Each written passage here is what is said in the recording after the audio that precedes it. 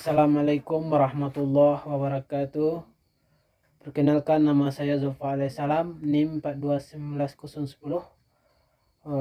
Akan mempresentasikan makalah tentang makalah tasawuf tentang al-maqamat wal ahwal.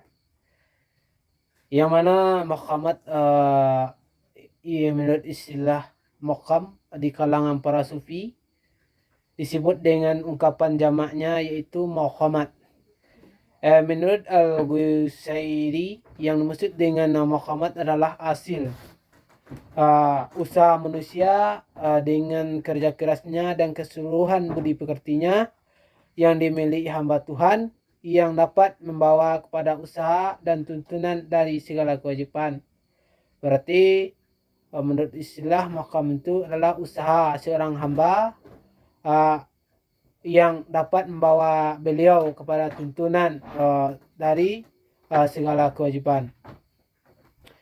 Sedangkan menurut Al-Tusi memberikan pengertian yang berbeda, yang mana maqamul abdu yadallah fima yuqamu fihi minal abadati wal haja wal mujahadati wal riyadati wan nuqata'i ilallah, yang mana artinya kedudukan hamba di hadapan Allah yang diperoleh melalui kerja keras dalam ibadah, kesungguhan dalam melawan nafsu, latihan-latihan kerohanian, serta menyerahkan seluruh jiwa dan raga semata-mata untuk berbakti kepada Allah. Dalam kedua pendapat di atas dapatlah dipahami bahawa mahkam adalah kedudukan seorang yang menunjukkan kedekatan kepada Allah Subhanahu Wa Taala, yang mana makam itu kedudukan seseorang yang menunjukkan kedekatannya kepada Allah Subhanahu Wa Taala. Posisi tersebut tidak diperoleh begitu saja, tetapi melalui proses yang sesungguh. Posisi mahkam itu di sisi Allah tidak diperoleh begitu saja, tapi melalui proses yang sungguh-sungguh. Dengan kata lain, dapat juga dipahami bahwa proses yang dilalui oleh para sufi untuk mencapai derajat tertinggi itu bagaimana para sufi untuk memperoleh posisi yang derajat yang tinggi harus melalui makam-makam yang banyak, dari makam paling rendah sampai makam yang paling tinggi. Sedangkan al-ahwal, Al-Tusi merumuskan definisi ahwal sebagai berikut: ma yahillu bihi qulubu au tahali bihil qulubi man sifaul atqari wa laysa hala minat tariki hil mujahadati wal ibadati war riyadati kal muqamati allati zakarna wahya misalul muraqibati wal kirabi wal majhabi wal khawfi wal rijai was sawqi wal ansi wat tama'aniyati wal musahidu wal yakini wa ghairuhu zalika. Dari definisi di atas dapat disimpulkan bahwa ahwal adalah suatu kondisi jiwa yang diperoleh melalui kesucian jiwa. Hal merupakan sebuah pemberian dari Allah Subhanahu Wa Taala, bukan sesuatu yang dihasilkan oleh usaha manusia, berbeda dengan yang disebut dengan maqamat. Berbeda dengan At-Tusi, Al-Gusairi memberikan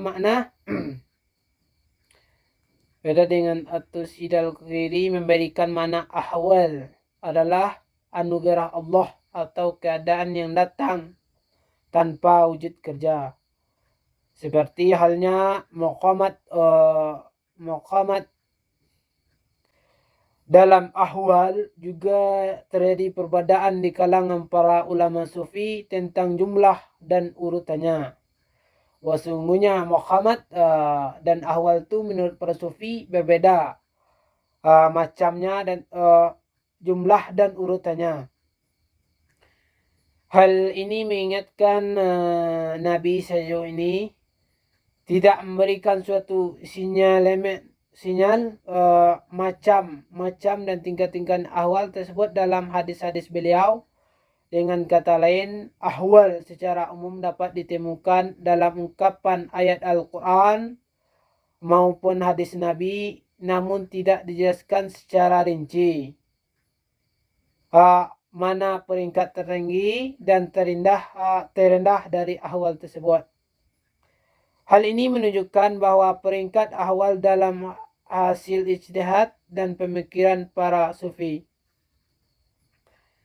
Dengan demikian dapat disimpulkan bahwa antara muqamat dan ahwal memiliki perbedaan.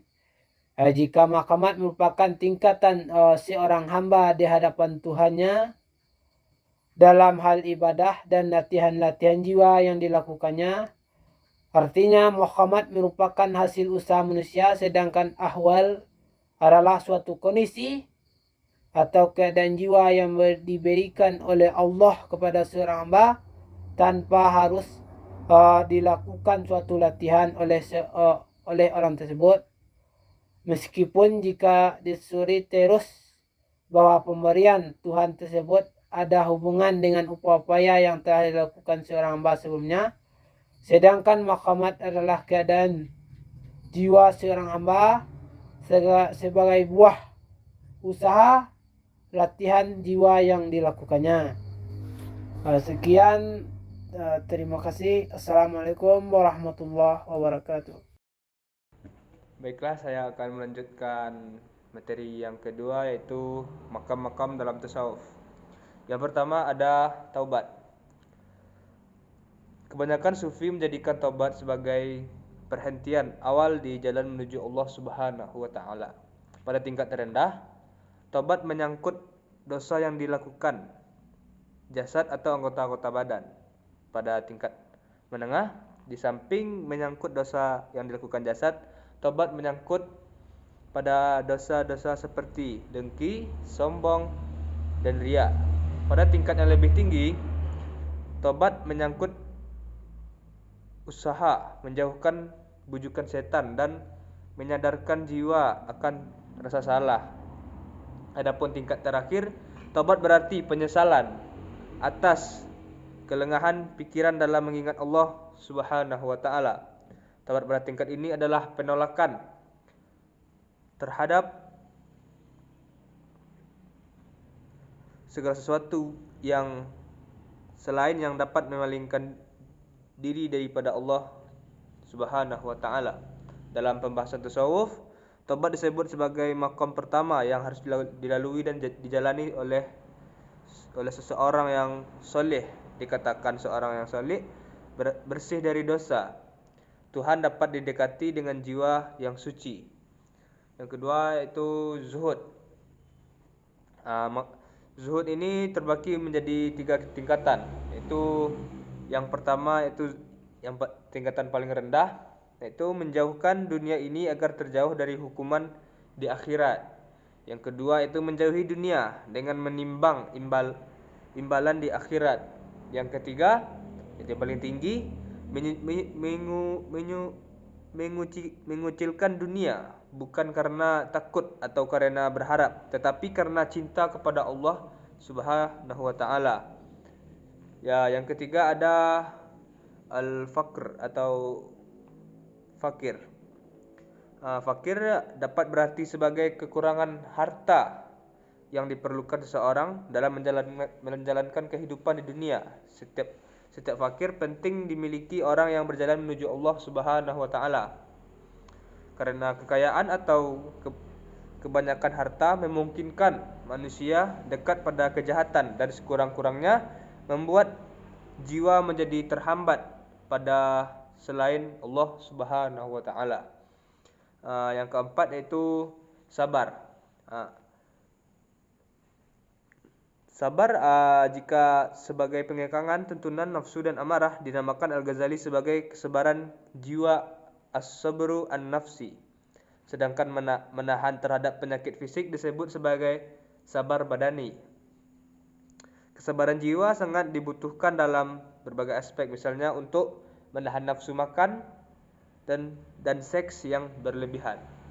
Yang kelima ada syukur. Syukur diperlukan karena semua yang kita lakukan dan kita miliki di dunia ini adalah berkat karunia Tuhan, karunia Allah Subhanahu wa taala telah memberikan nikmat kepada kita, baik berupa pendengaran, penglihatan, kesehatan, keamanan maupun nikmat-nikmat lainnya yang tidak terhitung jumlahnya.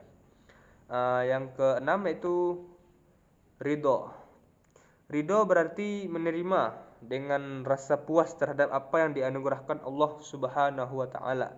Orang yang rela mampu melihat hikmah dan kebaikan di balik cobaan yang diberikan Allah Subhanahu wa taala dan tidak terburuk sangka terhadap ketentuannya.